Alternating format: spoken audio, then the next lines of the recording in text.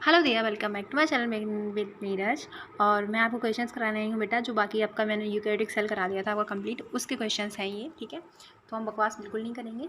Eukaryotic cell मैं आपको already पढ़ा दिया, अगर आपने नहीं पढ़ा हो तो डेफिनेटली आप लेक्चर को एक बार चेकआउट कर लें, उसके बाद में आप यहाँ पे आएँ तो आप डेफिनेटली क्वेश्चन को कर पाओगे। ठीक है, अभी हम क्वेश्चन स्टार्ट कर ले रहे हैं। फर्स्ट क्वेश्चन है आपका, who observe few living cells capable of moving such a bacteria, protozoa, spermatozoa and red blood capsule जो सेल्स होती हैं आपकी under his own design microscope. तो ये किसने दिया था आपको पता है? लिवन ने दिया था। और एक और बात, एक बच्चा था, कोई बच्ची थी, तो बोल रही थी मैम मैं 2024 के लिए प्रिपरेशन करना चाहती हूँ, किसकी? सी नेट की। ठीक है, तो आप सारे लेक्चर हमें प्रोवाइड करवा रहे हैं। तो बेटा देखो, बायोलॉजी की आपके आ रहे हैं ऑलरेडी, फिजिक्स केमिस्ट्री मैंने ऑलरेडी आपको करा रखी है, तो वो वहाँ से आप देख सकते हो अभी के लिए। लेकिन अगर आपको फ्रेशनेस चाहिए चीज़ों की, तो मैं ऑलरेडी आपको करा रही हूँ सारी चीज़ें, तो आप उसी में पार्टिसिपेट करें, उसी को देखें ध्यान से। मैं सब कुछ NCERT बेस्ड करा रही हूँ आपको, NCERT से बिल्कुल भी दूर कुछ होगा नहीं। ठीक है, सब कुछ NCERT बेस्ड होगा, NCERT। ठीक है, बायो तो आपकी NCERT बेस्ड होगी 11th-12th की, और आपकी फिर फिजिक्स केमिस्ट्री रह जाएगी, वो भी मैं आपको जल्दी से करा दूँगी। इंग्लिश और GK रह जाएगी वो भी, और नर्सिंग एप्टीट्यूड भी हम जब तक आपका होगा लास्ट एग्ज़ाम भी आपका जल्दी हो जाएगा अगले साल भी, तो तब तक हम कर लेंगे। ठीक है, चलो नेक्स्ट क्वेश्चन देखो। नेक्स्ट क्वेश्चन, अब अगर आपने इस चैप्टर के जो cell the unit of life है, तो इस चैप्टर के अगर आपने लेक्चर नहीं देखे तो मैंने अराउंड 3 लेक्चर्स आपको अपलोड कर दिए हैं, तो वो आप चेकआउट कर लें, एक बारी देख लें मैम कैसा पढ़ाती हैं, कैसा आपको समझ में आता है तो पढ़ो, नहीं आता है तो कोई दिक्कत नहीं है बेटा। हर एक टीचर का समझाने का अलग अलग तरीका होता है, हर एक बच्चे का समझने का अलग अलग तरीका होता है। अगर आपको सिंपली वे में मेरे से समझ में आ रहा है तो आप मेरे से पढ़ो, नहीं आ रहा है तो आप कहीं और भी पढ़ सकते हो जहाँ आपको अच्छा लगे। ठीक है, मैं ये नहीं कहूँगी मेरे से ही पढ़ो। ओके, चलो फिर क्वेश्चन कर लेते हैं हम। नेक्स्ट क्वेश्चन तो बोलना आपसे, cells that have membrane bound nucleus includes, तो इनमें से कौन सी सेल है जो मेम्ब्रेन बाउंड न्यूक्लियस रखती है अपने पास में? तो वो कौन सी होती है बेटा? 22 का आपका जो हो जाएगा ऑप्शन हो जाएगा, वो हो जाएगा आपका सेकेंड मेरिस्टेम। ठीक है, नेक्स्ट क्वेश्चन देखिए। नेक्स्ट क्वेश्चन है आपका, दस जो सेमी फ्लूइड नेचर है ऑफ द बायो मेम्ब्रेन, वो क्या है, वो क्या हेल्प करता है? तो वो हेल्प करता है आपका fourth, more than one option is correct, मतलब आपका हेल्प्स इन क्विक रिपेयर में भी हेल्प करता है bio membrane, semi fluid nature bio membrane का। प्रोवाइड्स डायनामिक नेचर भी प्रोवाइड करवाता है, और गिव्स सेमी परमेबल नेचर भी, ये भी आपको प्रोवाइड करवाता है।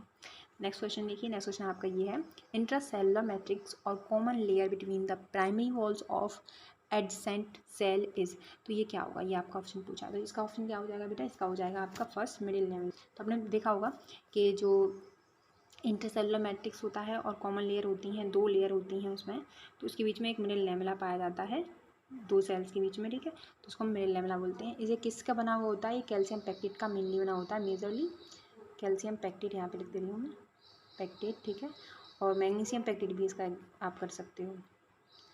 ओके, ठीक है, चलो देखिए नेक्स्ट क्वेश्चन देखिए। नेक्स्ट क्वेश्चन आपका 25 बोल रहे हैं आपसे कि जो एंडोमेम्ब्रेन सिस्टम होता है of cell includes, endomembrane system में क्या क्या इंक्लूड होता है? तो मैंने आपको बताया था कि जो आपका एंडोमेम्ब्रेन सिस्टम होता है उसमें क्या क्या इंक्लूड होता है, वो मैंने आपको बताया था कि इसमें आपकी गोल्जी कॉम्प्लेक्स हो गया, आपका लाइजोम हो गया, विक्यूल हो गया आपका, उसके बाद में ER हो गया आपका। तो सारे ही ये चीज़ें हैं, क्या हैं? एंडोमेम्ब्रेन सिस्टम का पार्ट हैं। तो इसमें से आपका D ऑप्शन सही हो जाएगा, 25 का D ऑप्शन सही हो जाएगा। ठीक है, नेक्स्ट क्वेश्चन देखिए। जो ए ग्रेन्यूल होते हैं आपके, a granule ER of muscle cells is also called as, ठीक है, जो आपके ए ग्रेन्यूल्स होते हैं ER में, तो उन्हें क्या बोलते हैं? हम उन्हें बोलते हैं हम 26 का आपका फर्स्ट ऑप्शन सही हो जाएगा, सार्कोप्लाज्मिक रेटिकुलम। ठीक है, फिर देखिए नेक्स्ट क्वेश्चन है आपका, ER जो RER था is found abundantly in two cells which are actively involve in, तो जो आपकी पता है ER सेल्स होती हैं, RER सेल्स होती हैं, वो प्रोटीन सिंथेसिस में हेल्प करती हैं। ठीक है, और लिपिड और स्टेरॉइड का जो फॉर्मेशन करती हैं वो कौन करती हैं? वो आपकी SER करती हैं। चलिए नेक्स्ट क्वेश्चन देख लीजिए। ये 28 से बोल रहे हैं आपसे, which phase of Golgi complex gives rise to the secondary vesicles, जो आपको कौन सा फेज़ है? जो आपको मैंने बताया था, एक होता है ट्रांस फेज आपकी गोल्जी कॉम्प्लेक्स में, गोल्जी बॉडी में, और गोल्जी बॉडी के जो वो थे, कौन थे वो? Camillo Golgi. ठीक है, ये उनके राइडर थे या फिर डिस्कवर थे, जो भी थे। और एक होता है सिस फेज। ठीक है, तो ये 2 फेज़ होते हैं आपके, पता होगा आपको, इसमें पता है हमें। ठीक है, उसके बाद में मैंने आपको ये ऑलरेडी पढ़ा रखा है, तो आपसे पूछा है कि आपको सेकेंडरी वेसिकल होती हैं वो कौन से फेज़ से निकलती हैं, तो उनमें से प्रॉक्सिमल फेज़ और कॉम्प्लेक्स फेज़ और ट्रांस और सिस फेज़ होता है। तो आपको बताना है इसका आंसर, तो इसका फर्स्ट ऑप्शन सही हो जाएगा, ट्रांस फेज़ इसका आंसर आपका क्या हो जाएगा बेटा? सही हो जाएगा, ठीक है। फिर देखिए नेक्स्ट क्वेश्चन है आपका polymorphic cell organelle is. Polymorphic cell organelle क्या होती हैं वो आपको बतानी है। तो इसमें से पॉलीमॉर्फिक सेल ऑर्गेनेली क्या हो जाएगी बेटा, वो जाएगी आपकी ये वैक्यूल आपका पॉलीमॉर्फिक सेल ऑर्गेनेली होता है। Last question with not the least कि इनर जो माइटोकॉन्ड्रियल आपकी होती हैं, इनर माइटोकॉन्ड्रियल जो सेल्स होती हैं आपकी, जस्ट अ मिनट बेटा। तो बेटा इसका जो ऑप्शन हो जाएगा आपका, उसका ऑप्शन हो जाएगा आपका सेकंड लायोसोम, ठीक है। फर्स्ट सही नहीं है आपका, फर्स्ट सही नहीं है, ये लायोसोम सही है। पॉलीमॉर्फिक सेल ऑर्गेनेली किसमें पाई जाती हैं, वो लायोसोम में पाई जाती हैं। लास्ट क्वेश्चन है आपका ये वाला, और भी क्वेश्चन है, डोंट वरी, अभी 10 क्वेश्चन और है, 10-12 क्वेश्चन, वो भी मैं आपको करा दूंगी अभी इसी में, ठीक है। इनर जो माइटोकॉन्ड्रियल मेम्ब्रेन होती है is different from outer mitochondrial membrane in presence of. जो इनर आपकी माइटोकॉन्ड्रिया, जैसे माइटोकॉन्ड्रिया कैसा होता है, ऐसा होता है, ठीक है, ऐसा होता है कुछ माइटोकॉन्ड्रिया, यस मैम ऐसा होता है। तो इनर जो लाइनिंग होती है माइटोकॉन्ड्रिया की, उसमें क्या एब्सेंस होता है या फिर प्रेजेंस होता है आउटर मेम्ब्रेन में, जो नहीं होता है, ठीक है। तो उसमें होता है क्रिस्टी। मैंने आपको बताया था कि एम क्रिस्टी से याद रखना है आपको। एम क्रिस्टी किस में पाई जाती है, मैचिंग के लिए आ जाता है कि माइटोकॉन्ड्रिया में क्या पाया जाता है, क्रिस्टी या सिस्टर्नी। तो मैंने जी सिस्टर से आपको बताया था, जी सिस्टर से मैंने आपको बताया था, आपको रखना है गोल्जी बॉडी में सिस्टर्नी पाई जाती हैं और माइटोकॉन्ड्रिया में क्रिस्टी पाई जाती हैं, ठीक है। चलो नेक्स्ट क्वेश्चन और कर ले रहे हैं, बहुत सा और भी क्वेश्चन है आपके लिए। ये आगे के क्वेश्चन और हैं आपके, तो इनकी पीडीएफ मैं आपको प्रोवाइड करवा दूँगी, ठीक है। देखिए चलो, मेरे टेलीग्राम चैनल को आप ज्वाइन कर लेना। टेलीग्राम चैनल है कैसा, मैं आपको वो बता दूँ, जस्ट अ मिनट। उसका नेम है आपका जो मेरे चैनल का नेम है वही नेम है। तो विगेन विद नीरज आप डालोगे, विगेन विद नीरज, ठीक है, ये डालोगे वैसे ही पूरा आ जाएगा, उसे आपको ज्वाइन करना है और आपको वहीं पे पीडीएफ मिल जाएगी इसकी, सभी की वहीं पीडीएफ मिलेगी, ठीक है बेटा।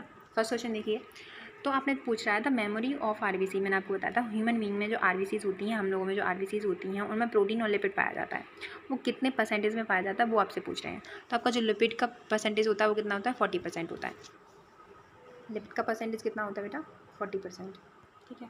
और जो आपका प्रोटीन का परसेंटेज होता है वो होता है 52%, ठीक है। अच्छे से लिखना कराइए, ठीक है। तो आपका ऑप्शन कौन सा हो जाएगा, फर्स्ट ऑप्शन आपका, सेकंड ऑप्शन आपका सही हो जाएगा। 52% आपका प्रोटीन हो जाएगा और 40% आपका हो जाएगा लिपिड। चलिए नेक्स्ट क्वेश्चन देख लेते हैं। Which of the following statement is incorrect with respect to plasma membrane. Plasma membrane के रेस्पेक्ट में कौन सा स्टेटमेंट इसमें से गलत है। तो इसमें से जो स्टेटमेंट है वो पढ़ ले रहे हैं हम। इट इज़ सेलेक्टिवली परमेबल, ठीक है, ये तो सही लग रहा है मुझे। It is made up of lipid, carbohydrate, protein, ये भी सही लग रहा है मुझे। इट इज़ परमेबल, ये थोड़ा सा मुझे गड़बड़ लग रहा है। It helps in endo cytosis process. तो ये तीनों ही लाइनें आपकी एनसीईआरटी की जो लाइन है आप रीड करोगे उसे दोबारा से। अब मैंने तुमसे बोला है कि 3 बार आपको रीड करना है, एक बार पहले करके आना है रीड, उसके बाद में मैं कराती हूँ आपको रीड, उसके बाद में आपको तीसरी बार और रीड करना है, ठीक है। 3 बार बहुत है। तो उसमें आप जब पढ़ोगे तो ये तीनों ही लाइनें उसमें प्रेजेंट हैं एनसीईआरटी में। एक लाइन प्रेजेंट नहीं है, वो ये है कि इट इज़ परमेबल, तो यही इनकरेक्ट होगा प्लाज्मा मेम्ब्रेन के लिए, ठीक है। मतलब आपका ये वाला ऑप्शन जो आपका थर्ड ऑप्शन है वो सही रहेगा, इट इज़ परमेबल, ठीक है, ये इनकरेक्ट ऑप्शन है। अब देखिए नेक्स्ट क्वेश्चन है, which type of transport of molecules across the membrane requires energy. तो इनमें से आपको बताना है कि कौन से टाइप की मॉलिक्यूल अगर हम ट्रांसपोर्ट करते हैं प्लाज्मा मेम्ब्रेन से जिसमें हमें एनर्जी की ज़रूरत पड़ती है, ठीक है। तो कौन सी होती है वो एक्टिव ट्रांसपोर्ट। उस ट्रांसपोर्ट को हम क्या बोलते हैं बेटा, एक्टिव ट्रांसपोर्ट बोलते हैं। मैंने जैसे आपको एक एग्जांपल वही दिया था जब मैंने पढ़ा रही थी आपको कि जैसे अगर कोई पहाड़ है, उससे पहाड़ से आप क्या है पत्थर नीचे डालोगे तो क्या है ये आपका सिंपल डिफ्यूज़न है, इसमें आपको कोई भी एनर्जी की ज़रूरत नहीं पड़ेगी। तो ये कैसे हो जाएगा, ये हो जाएगा आपका पैसिव ट्रांसपोर्ट। पैसिव ट्रांसपोर्ट मतलब कहीं ले जाना, तो ऊपर से आप नीचे धकेला मार दे रहे हो उसको पत्थर को, तो क्या है धक्का मार दिया तो नीचे आ गया पत्थर, इसमें कोई एनर्जी लगानी पड़ी आपको, नहीं लगानी पड़ेगी। यहीं अपोजिट आप यहाँ पे कोई पत्थर रखा हुआ है, इसको ऊपर चढ़ाना है आपको, ठीक है। ये तो नीचे लेकर आ रहे थे, अभी इसको ऊपर चढ़ाना है, तो इसमें एनर्जी की जरूरत पड़ेगी नहीं पड़ेगी, इसमें हमें एनर्जी की जरूरत पड़ेगी हमें, तो इसीलिए इसको बोलते हैं हम एक्टिव ट्रांसपोर्ट, ठीक है, याद रखना। तो एनर्जी की रिक्वायरमेंट पड़े तो वो होती है एक्टिव ट्रांसपोर्ट, जिसमें एनर्जी की जरूरत ना पड़े उसको बोलते हैं पैसिव ट्रांसपोर्ट। ओके समझ गए, हो गया, आई होप आप लोग। अब देखिए नेक्स्ट क्वेश्चन आपका, which part of the cell wall is chiefly made up of calcium pectate. अब मैंने आपको बताया था अभी थोड़ी देर पहले ही कि जो चीफली मेड अप ऑफ होती है कैल्शियम पेक्टेट से, वो कौन सी सेल वॉल होती है, किसकी, cell wall, part of cell wall का जो कौन सा पार्ट है जो चीफली कैल्शियम पैकेट से बना हुआ होता है, तो वो था आपका मिडिल लेवल, मैंने आपको बताया था। ठीक है, नेक्स्ट क्वेश्चन देखिए, 5th बोल रहा है which of the following cell organelle specialized for the synthesis of lipids and steroids. तो मैंने आपको बताया था कि अभी पिछली बार भी मैंने आपको बताया था कि जो आपकी RER है, जो RER है, ठीक है, वो आपकी प्रोटीन सिंथेसिस करती है। जहाँ पे राइबोसोम आ जाता है वहाँ पे प्रोटीन आ जाता है। ठीक है, प्रोटीन सिंथेसिस करती है। जो आपकी SER है वो आपका क्या करता है, एस फॉर स्टेरॉइड और लिपिड। ठीक है, ऐसे याद रखना है आपको।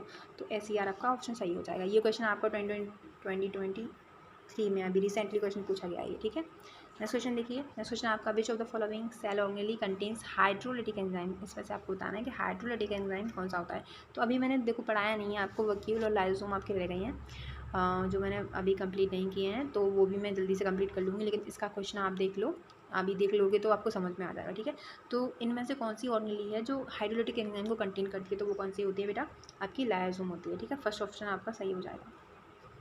नेक्स्ट क्वेश्चन देखिए, ये वाला आप साइमन का, Golgi apparatus is an important site for the formation of. जो गोल्जी एपिटस होती है किसकी फॉर्मेशन, कौन सी इंपॉर्टेंट साइट होती है, फॉर्मेशन किसकी फॉर्मेशन के कौन सी इंपॉर्टेंट साइट होती हैं। तो आपको मैंने पढ़ाया था ये भी कि ग्लाइकोप्रोटीन और ग्लाइकोलिपिड, गोल्जी एपिटस क्या करती है, is an important site for the formation of glycoprotein and glycolipid के लिए इंपॉर्टेंट साइट रखती है आपकी गोल्जी एपिटस। नेक्स्ट क्वेश्चन है आपका 8th बोल रहे हैं आपसे, the membrane of a vacuole is. तो मेम्ब्रेन, जो वक्यूल की मेम्ब्रेन होती है वो क्या रखती है, तो उसकी रखती है टोनोप्लास्ट। ठीक है, याद रखना है आपको ये भी।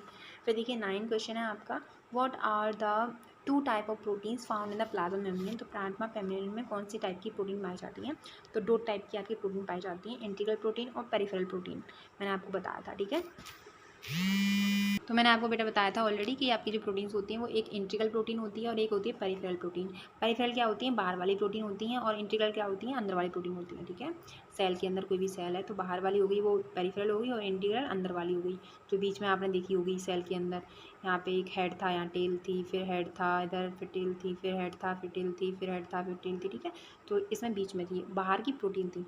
फिर देखिए एक और क्वेश्चन है आपका, who gave, last but not the least, who gave fluid mosaic model with respect to cell membrane. तो ये भी मैंने आपको पढ़ा दिया है, वो कौन थे, सिंगल एंड निकोलसन थे जिन्होंने फ्लूइड मोज़ेक मॉडल दिया था। ठीक है, thank you so much for watching my take care. अगर आपको कैसा लेक्चर लगा है, आपको अगर आपके लिए इन्फॉर्मेटिव लगा है या फिर और कोई चीज़ आपको लगती है कि मैं सही, आपको सही दिशा दिखा रही हूँ, तो डेफिनेटली मुझे फीडबैक दें, कमेंट करें कि मैम आप अच्छे जा रहे हो, देन हम स्टार्ट कर इसी को कंटिन्यू रखेंगे। Okay, bye, take care.